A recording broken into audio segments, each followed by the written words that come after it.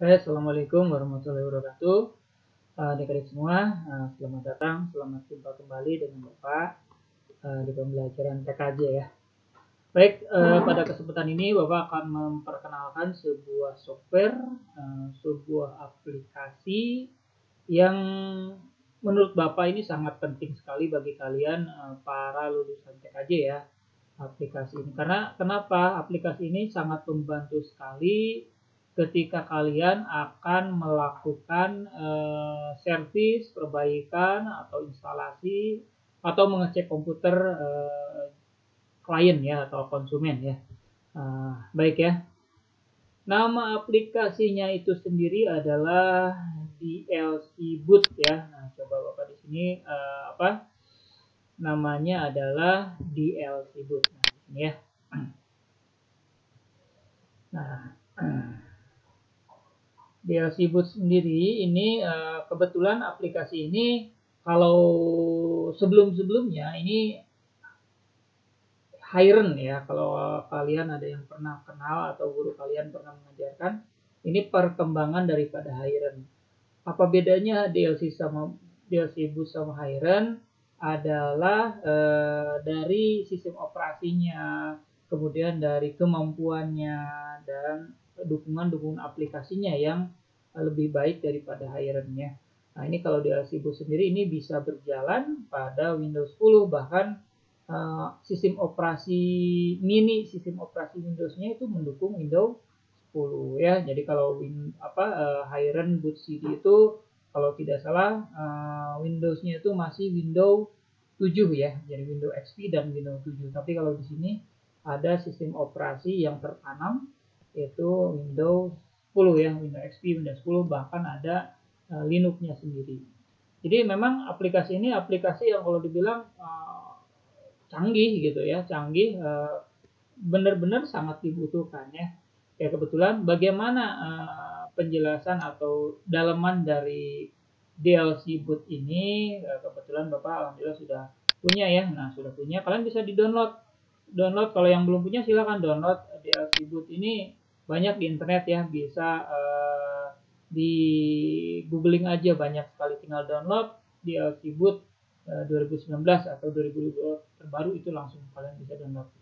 Ya, baik, Bapak akan langsung saja mempraktekkan seperti apa dalaman daripada DLC Boot sendiri ya.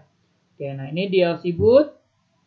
Begitu selesai di download, biasanya kita akan langsung mendapatkan file ISO ya. Bapak kebetulan sudah mendapatkan dalam bentuk file ISO-nya. Nah, kalau kalian yang belum punya silakan.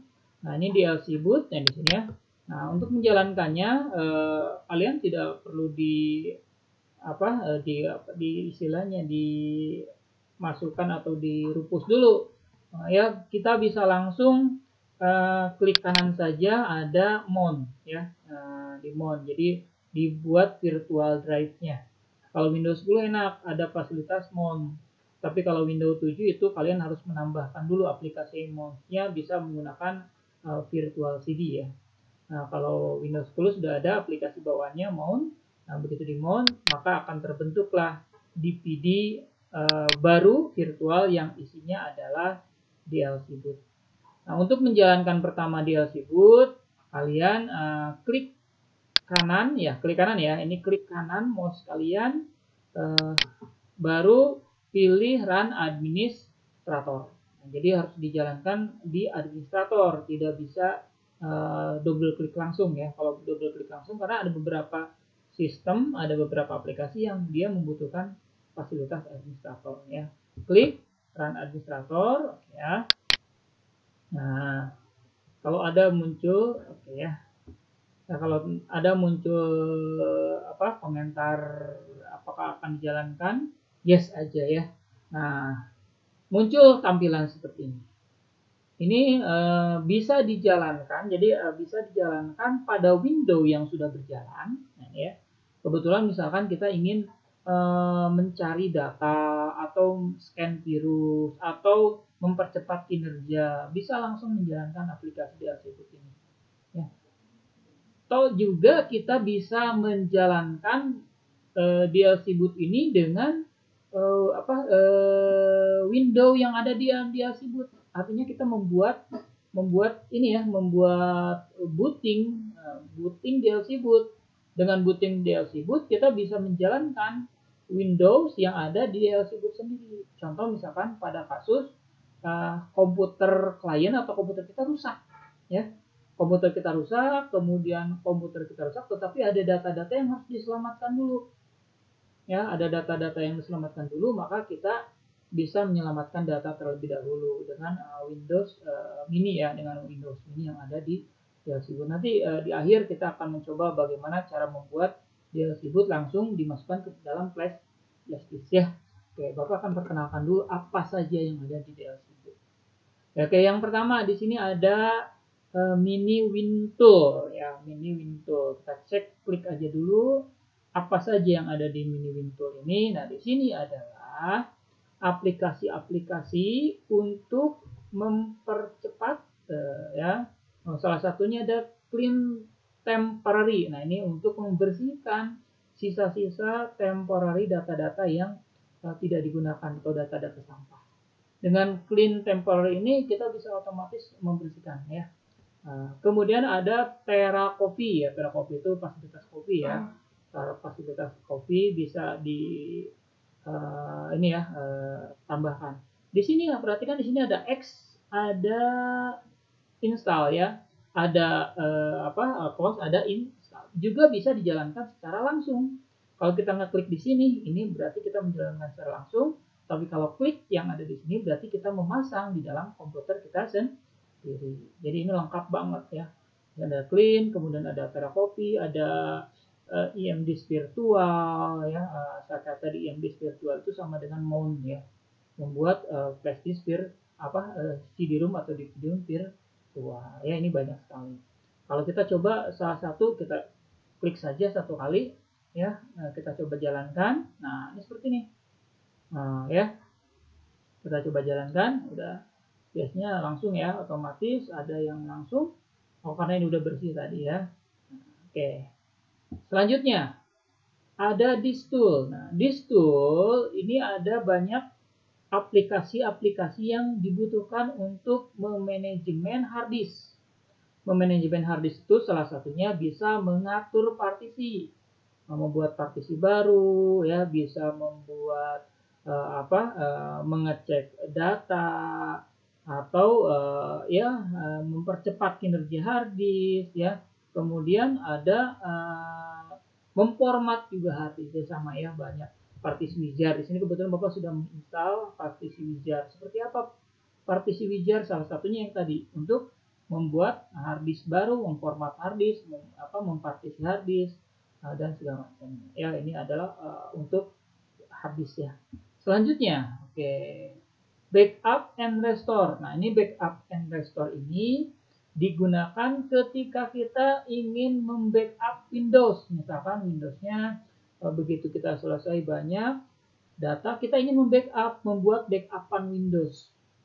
Ya, dengan lengkap dengan aplikasi dan segala macamnya ya, termasuk di dalamnya misalkan data-data segala macam, benar-benar ingin backup kayak membackup hard disk ya, tapi dijadikan sebuah file. Nah, aplikasi yang Bapak sering gunakan biasanya yang paling enak itu adalah Ghost 32. Selain Ghost 32 ada juga True Image ya, ada Terabyte Drive ya, dan yang paling enak ini Ghost Drive. Nanti bagaimana cara membuatnya? Nanti di pelajaran berikutnya bagaimana cara menggunakan membackup komputer atau membackup hard disk menggunakan Ghost ya. Ini salah satunya aplikasi untuk backup dan restore. Sudah di backup bisa dikembalikan. Jadi dengan adanya backup, kalian tidak perlu lagi misalkan menginstal dari awal. Nah, kalau kalian komputernya error, menginstal lagi dari awal, ya Windows-nya dipasang, Office-nya dipasang, kemungkinan membutuhkan waktu yang lama, ya membutuhkan waktu yang cukup lama, bisa sampai 5 atau 6 jam. Tapi kalau dengan Ghost itu bisa hanya cukup maksimum 1 jam, itu semua aplikasi sudah bisa kembali utuh ya. Itu salah satunya. Oke, selanjutnya ada driver. Nah, ini bagi ketika kita sedang menginstal Windows ya, komputer baru. Kemudian si drivernya atau CD drivernya tidak tahu kemana, atau misalkan soundcardnya tidak jalan, banyak perangkat-perangkat yang tidak jalan ya, grafiknya tidak jalan, tapi kita tidak punya drivernya, ya kita bisa langsung menggunakan driver packs online. Nah ini online dengan syarat minimal sudah terhubung dengan jaringan ya, mau jaringan WiFi atau segala macam. Bisa menggunakan driver pack online ya, itu salah satunya. Tapi kalau Pak, ini kan kartu jaringannya juga tidak jalan. Ya, kartu jaringan minimal kartu jaringan itu standarnya kalau Windows 10 itu udah otomatis terbaca kartu jaringan biasa ya. Banyaklah cara, silakan. Nah, selanjutnya oke ya. Nah, ini ada network. Ya, network ini berfungsi untuk salah satunya aplikasi-aplikasi jaringan ya, aplikasi-aplikasi jaringan. Di antaranya ada Sand Browser. Ini Sand Browser ini sama kayak Google Chrome ya, kayak Google Chrome untuk menguji kalau suatu saat Chrome-nya error ya, atau Internet Explorer error, bisa menggunakan Sand Browser ya. Kemudian ada Internet Download Manager IDM. Nah, kalau kita ini bisa diinstal ya. Silakan kalau yang kalian nggak punya IDM, tinggal download saja, install. Ini versinya Pak, apakah di sini versinya yang sudah di crack atau belum? Ya silakan dicoba ya. Silakan Sand Browser juga silakan bagaimana kinerjanya. Oke, kemudian TeamViewer. Nah, TeamViewer ini adalah aplikasi untuk meremote jika suatu saat kalian misalkan berada di tempat jauh pekerjaannya, kemudian komputernya di rumah, maka asal komputer tersebut terhubung ke jaringan internet, maka kalian bisa meremote komputer itu sendiri, misalkan untuk mengambil data atau mengendalikan dari jarak jauh komputer itu sendiri. Bisa dari mana saja, ini bisa melalui handphone juga bisa ya. Jadi mengendalikan komputer dari handphone bisa menggunakan TeamViewer ya. Kemudian di sini ada Ultrasub. Nah, Ultrasub ini adalah aplikasi yang digunakan untuk VPN ya. Jika misalkan suatu saat di tempat kalian internetnya diblok untuk beberapa situs ya, misalkan Facebooknya diblok, YouTube-nya diblok, bisa menggunakan Ultrasub atau fasilitas proxy VPN ya. Dan banyak lagi ya, di sini juga dari VPN hampir sama dengan TeamViewer ya. Nah, kalau ini change MAC address untuk membuat MAC address bayangan ya daripada kartu jaringan yang sudah terpasang. Oke, itu ya. Selanjutnya ada juga data recovery. Nah, nanti ada di tool ada data recovery. Kalau data recovery ini biasanya digunakan jika ya kebetulan kita kehilangan data, hard disk atau flash disk, datanya hilang, apakah itu ke format, apakah itu ke partisi ya, atau misalkan dalam tanda kutip fisiknya masih utuh tapi datanya hilang ya. Nah, bisa kena virus ya, bisa dikembalikan dengan aplikasi-aplikasi yang ada di sini ya. Ada disk drill ya, ada disk generator, ada milfoil recovery, ada fin and mount ya, ada partisi recovery, power data dan segala macam banyak ya. Ini silahkan kalian dicoba saja, diinstal get data back. Nih yang Bapak sering bilang itu adalah get data back, mengembalikan data yang sudah hilang ya, mengembalikan data yang sudah hilang akibat keformatan segala. Banyak pilihan di sini. Kalau nggak bisa dengan ini, coba dengan aplikasi yang ada di sini. Ya, jadi ini lengkap banget aplikasinya, seorang PKJ wajib punya ya. Selanjutnya adalah hardware tool. Nah, ini hardware tool untuk mengetahui informasi daripada hardware komputer yang kita gunakan ya. Nah, komputer yang kita gunakan bisa dicek, bisa menggunakan aplikasi hardware info ya, bisa menggunakan informasi CPU Z ya. Ini yang paling sering digunakan itu CPU Z sama, kalau ini grafik ya, kalau ini grafiknya kita coba pakai CPU Z itu seperti apa. Kita coba satu dulu ya. Nah, di sini CPU ID ya. Ini memberikan informasi tentang hardware ya. Oke saja. Nah, perhatikan di sini contoh, ini contoh ya, bahwa CPU-nya terpasang Intel Celeron. Jadi aplikasi ini untuk mendiagnosis hardware yang terpasang ya. Kemudian di sini ada juga prosesornya, kemudian ada cache memorinya ada berapa nih? Cache memorinya juga terbaca. Mainboardnya mereknya apa? Nah, di sini mainboardnya adalah Avita ya. Contoh, memori yang terpasangnya berapa? Memori yang terpasangnya adalah 4 GB ya. Kemudian gambarnya, grafiknya apa? Oh, grafiknya menggunakan Intel Grafik 500 ya. Ini salah satunya. Jadi ini aplikasi sangat penting sekali ketika kalian ingin sebetulnya spek komputer saya itu seperti apa sih? Yaitu gunakan CPU-Z ya, silakan. Nah, ini juga ada hardware monitor untuk menampilkan kinerja monitor, kemudian untuk menampilkan baterai. Nah, ini ya, baterai juga info, jadi baterainya kualitasnya sudah seperti apa segala macam bisa. Ya, selanjutnya, oke. Selanjutnya ada Office. Nah, Office ini kalau misalkan suatu saat kalian Office-nya tidak berjalan, kebutuhan mendadak, ingin ingin melakukan pekerjaan, silakan kalian gunakan Office ini. Ya, kita coba ini Office-nya Office 2007 ya. Nah, kita coba apakah bisa langsung nggak? Kita cek dulu ya. Oke. Nah, jadi ini benar-benar aplikasi yang istilahnya sangat bermanfaat ya, ketika pekerjaannya mendadak atau misalkan darurat ya, kita ketika darurat.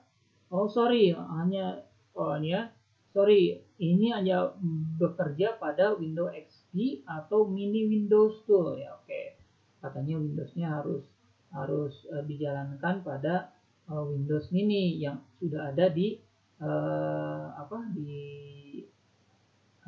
ini ya, di aplikasi DLC Boot ini sendiri. Tapi ini bisa diinstal, install di sini, silakan install di sini. Tapi kalau jalan langsung nggak bisa ya. Oke, nah itu PDF juga sama. Jadi kalau kalian sulit untuk mencari aplikasi, gunakan aja DLC Boot. Nah, banyak aplikasi-aplikasi yang sekiranya bisa digunakan ya. Selanjutnya ada antivirus. Nah, ini antivirus juga sama ya. Antivirus juga ada nih, ada antivirus SS, ada Malwarebytes, ada bisa diinstal ya. Malware Hunter, kita coba install. Ya, ada BK anti macros. Bapak mau coba install Malwarebytes-nya ya, Malwarebytes-nya kita install. Are you sure? Yes aja. Nah, karena error tidak bisa diinstal. Please try klik DLC boot just run administrator. Udah ya, padahal tadi sudah. Ya, ini ada sedikit error ya, nggak apa-apa, kita coba jalankan lagi ya. Oke. Ya, oke. Nah, itu tadi tentang antivirus, bisa di scan juga ya, kalau silahkan kalian coba. Memang tidak semua, tapi kalau di aplikasinya di Windows Mini-nya itu biasanya jalan ya. Kalau di Windows Mini yang ada di DLC Boot ini jalan, nanti kita coba ya jalan atau enggaknya ya sesudah ada Windows-nya. Oke, nah ini kita coba menginstal Malware Hunter ya. Complete install. Nah, ini udah masuk ya. Jadi Malware Hunter ini bisa ya. Coba kita cek Malware Hunter ya. Malware Hunter. Mana ya Malware Hunter ya? Malwarebytes. Oh, ini Malware Hunter. Oh, belum ada yang atau di mana sebenarnya? Oke lah, nanti kita cari ya sambil jalan aja. Ya, yaitu tentang antivirus. Selanjutnya ada sistem. Nah, sistem ini jika kita ingin melakukan salah satunya ya, uninstall aplikasi yang tidak bisa di remove atau di uninstall, bisa menggunakan pilihan-pilihan aplikasi yang ada di sini. Kemudian ada printer juga, di sini ada printer ketika masih banyak sisa-sisa pekerjaan yang belum diselesaikan. Biasanya kalian ada kasus begitu masuk printer tiba-tiba keluar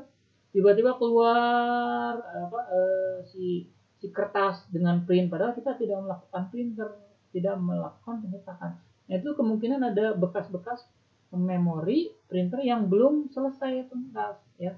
Maka silakan gunakan Fix My Printer untuk memperbaikinya. Ya, kemudian di sini ada registry editor untuk memperbaiki registry daripada Windows itu sendiri ya. Banyak sekali di sini aplikasi-aplikasi yang sangat bermanfaat ya. Kemudian di sini power tool untuk meningkatkan kinerja kayak quick lagi ya. Oke, itu tentang sistem. Baik, sekarang masuk ke utility. Oke, utility itu apa nih?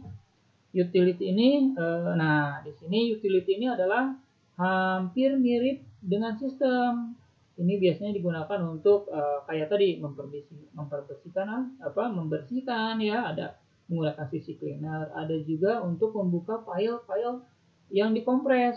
Misalkan ada file kompres tipenya 7 atau 7 zip. Nah, kita bisa menggunakan aplikasi ini. Kemudian ada juga untuk menguji keyboard. Nah, ini untuk menguji keyboard juga ada ya. Ada screen keyboard atau untuk menguji apakah keyboardnya berjalan dengan sempurna atau enggak. Kemudian ada Ultra ISO. Ultra ISO ini kayak kita membuat file ISO ya. Misalkan data-data kita ingin dijadikan file kompres dengan ISO. Nah, kalau mouse simulator, ketika mouse-nya sudah tidak berjalan, silakan gunakan mouse simulator ya. Nah, ini salah satunya aplikasi yang menurut Bapak cukup bermanfaat ya. Oke. Tadi ada keyboard di sini nih mana ya untuk menguji keyboard ya, ada untuk menguji keyboard ya. Oke, selanjutnya ada USB tool ya. USB tool ini adalah digunakan untuk memperbaiki, salah satunya untuk memperbaiki flash disk ya, untuk memformat atau flash disk yang tidak terbaca itu, atau bisa membuat sistem operasi. Ini ada Rufus juga ada ya, untuk membuat sistem operasi. Nah, ini penting sekali ya. Ada atau flash disk yang memang secara software itu rusak, bisa digunakan diperbaiki dengan aplikasi yang ada di sini. Oke, selanjutnya ada password remove. Nah, ini nih. Ya, password remove ini digunakan ketika misalkan Windows yang terkunci nih. Suatu saat kalian misalkan ada Windows atau ada Office atau ada file ya, dia di password. Nah, ini bisa dihilangkan passwordnya dengan aplikasi-aplikasi yang ada di sini ya. Ada bisa menggunakan Tenor, ada menggunakan password resetter, ada menggunakan browser password, dia banyak sekali ya. Window Get ya, atau recovery password ya. Jadi banyak aplikasi-aplikasi yang kita gunakan. Termasuk anti defreeze juga ya. Kadang komputer klien, oh Pak, saya ini defreeze tapi lupa passwordnya. Nah, silakan gunakan aplikasi ini untuk membuka password-password yang terkunci. Ya, kemudian di sini ada Microsoft Crack. Nah, ini Microsoft Crack ini digunakan misalkan Windows kita masih belum kena lisensi ya, tapi ini salah satunya kita bisa menggunakan KMS Tool ya. Silakan diinstal, kemudian diaktifasi daripada Windows atau Office yang kita gunakan ya. Ada aplikasi ya. Windows 7 Loader juga sama untuk mengaktifasi Windows ya. Oke. Kemudian yang terakhir adalah Other Tool, tool-tool yang lain tambahan. Nah, di sini adalah salah satunya yang tadi ya, untuk membuat menu Ghost, kemudian DLC boot password dan lain sebagainya. Silakan kalian coba satu-satu. Oke, nah ini yang terakhir, bagaimana cara membuat Windows atau DLC boot ini ke dalam flash disk ya. Oke, kita siapkan terlebih dahulu ya, flash disknya minimal 8 GB ya, minimal 8 GB agar kita bisa leluasa. Silakan kalian klik yang ada di sini nih, Create USB HDD boot. Nah, tinggal diklik di sini ya. Kebetulan Bapak sudah tertanam, sudah terpasang flash disknya. Klik di sini. Oke. Ya.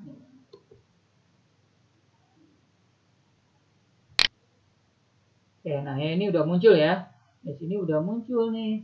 Di sini ada 110 GB. Nah, ini hati-hati. Kalian ini drive P. Jangan sampai ini salah ya. Berarti flashdisknya belum terbaca ya. Kalau belum terbaca, di close aja dulu ya. Nah, ini harus terbaca dulu. Nanti kalau tidak terbaca, nanti yang ke formatnya hard disk kalian. Ya, itu yang bahaya ya. Kita cek dulu di sini. Oke. Di sini sudah terbaca USB drive D ya. Di sini USB drive D. Oke. Ya. USB drive D, tapi masalahnya ini kebaca nggak ya? Error flashdisknya. Oh, not access. Oh, flashdisknya kayaknya sudah error nih. Kita ganti aja dulu ya. Kita ganti flashdisknya dengan yang cukup baik ya. Oke.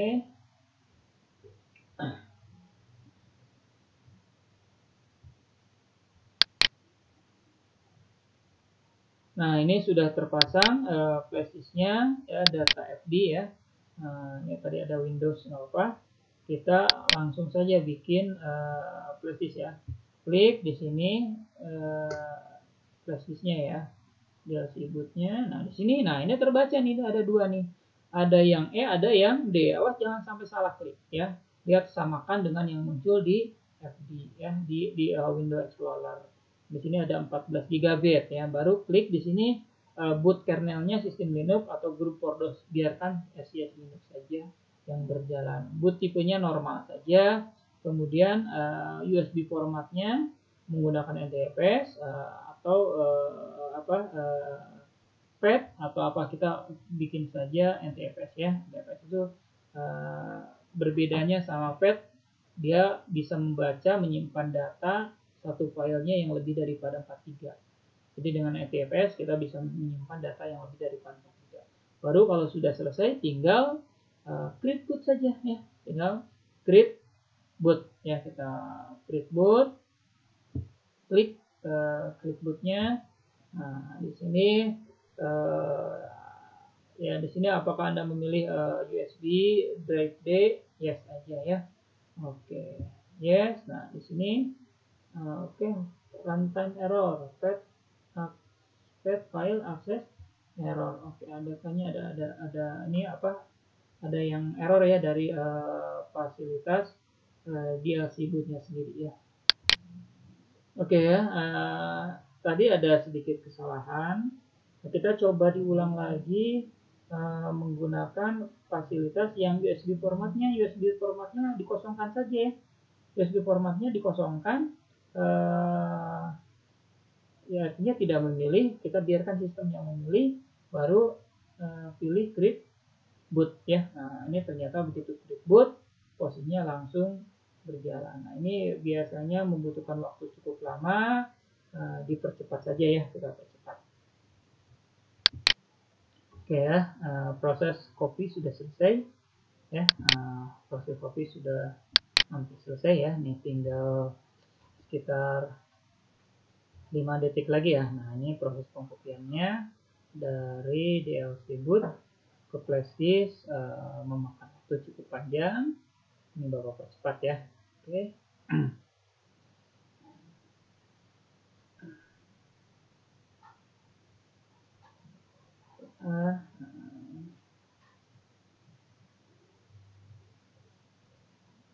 Nah, udah selesai ya. Nah, kita cek, lihat di flashdisknya. Kalau sudah selesai, kita cek di flashdisknya atau ini belum selesai nih. Sebentar ya. Nah, sebentar. Penghitungan. Oke.